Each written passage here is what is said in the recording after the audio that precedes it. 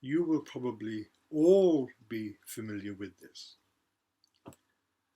My spiritual life is a complete shambles. I'm half-hearted. I want this and then I want that. My prayer life is all over the place, if at all existent, depending on my mood. Love of neighbour, likewise. Fasting, well, I might not eat fish on a Friday, that's about it. And almsgiving, well, I haven't got much money myself, so what's the point of doing that? What I really need to do is to buck my ideas up. I really need to sort myself out. I really need to start trying harder. I really need to make more commitment to it. Because, well, remember that God helps those who help themselves. Sound familiar? Well, that is heresy. And it's a very, very common heresy, and it always has been a very common heresy. It's really a bit like hankering back for the law of the Old Testament. And it was very popular in the 4th century, and it was really brought together by a British monk, imbued with that Protestant work ethic, of course, called Pelagius, who said that God helps those who help themselves. That he would say, pull yourself up with your bootstraps. Get your shoulder to the, whatever you get a shoulder to.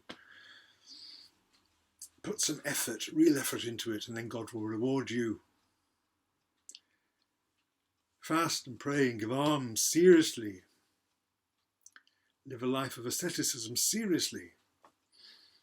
Really work hard at all of these things, and then God will bless you. You can reach that level of holiness, and then God is available to you. You move up the ladder here, and then you meet God at the top. Very persuasive. It's everywhere. All sorts of religions have that, but as I say, it's heresy. See, Pelagius was very, very popular. He made huge advances in his teaching, his influence, especially with the better classes, with those who were serious about their religion. And it spread from these little islands on the northwest of Europe land all the way through the known world. It came to the ears of St. Augustine. That's what we're getting on to. St. Augustine, who by that time was a bishop in North Africa, a place called Hippo Regius. Wonderful title, the Bishop of Hippo. He'd written his autobiography called The Confessions. Biography of his searching for God, no holds barred, about his passions within him, about his sexual passion, the woman he'd taken to himself, and the son they'd born, and all of that real opening his heart. Imagine any bishops writing their autobiography like that these days.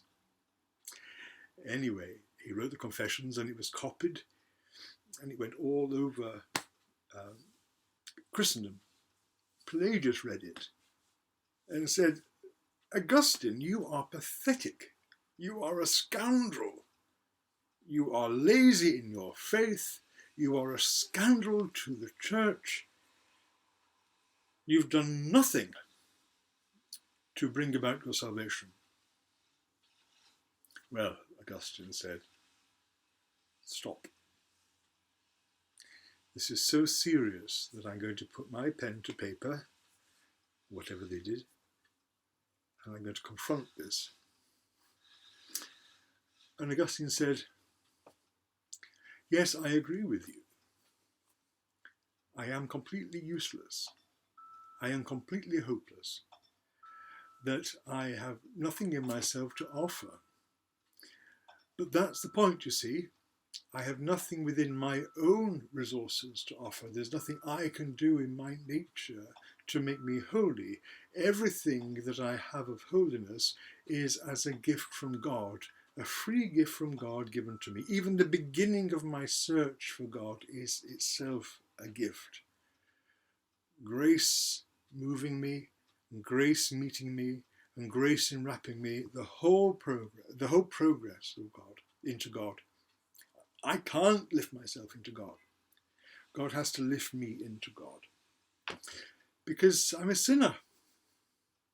And it's precisely as a sinner, the one who bears original sin, that is, the whole of humanity bears this. You know, you just need to go into the primary school playground for proof of original sin. It's mine. The ego, the I, the me. And he says that because I'm a sinner, because we're all sinners, we can't lift ourselves to God. We have to be lifted by God. We have to be little children. And it's rather beautiful, actually, this notion of original sin. People think, oh no, it's terrible, it's terrible. Well, anyway, we've all got it. Well, we've all got its scars. But it means that we have to be loved. We aren't the one doing the loving. We have to be loved. And that's really rather lovely. Because he said, Augustine was a bishop, North Africa. The Roman Empire was falling to bits. Where he was in his part of North Africa, the Catholics were in the minority. It was the Donatists who were in the majority. Now, a Donatist, they're a bit like Pelagians in a way. They're the strong ones. You see, there have been terrible persecutions in the church, towards the church, up to the beginning of the 4th century. And there are many martyrs. Many people who've lost hands, eyes gouged out, backs of their Achilles tendon cut, all of these things. And some people, of course, in sheer terror, had apostatized, had worshipped these false gods. Even in their heart, they didn't believe it. They couldn't lose their families, or their businesses, or their friends, or even their own lives. And the Donatists said, well, you've made your bed, lie in it now, you're out. You know, get out. There's no coming back, you've denied the Lord. And the Donatists were there, they thought themselves the legacy of the martyrs. Very popular. But Augustine said, well, people in my cathedral who were drowned out actually by the singing of the Donatists on a Sunday. But my people, the poor, the peasant farmers, they haven't the intellectual strength or the spiritual strength to do these things. They're only little. Don't expect them to eat the solid food of doctrine when they only need the milk of babes, to take a quotation from St. Aidan next week. And so Augustine wrote about the gentleness of God and the love of God towards us. And that our work, as he knew from his own experience, our work is to say, Lord, I'm not worthy, but I love you. I accept your love for me. I accept your grace. I'm going to be little so that you can lift me up. It's natural to want to be strong and whiz ahead and do all those wonderfully strong things for God, but he doesn't need you to.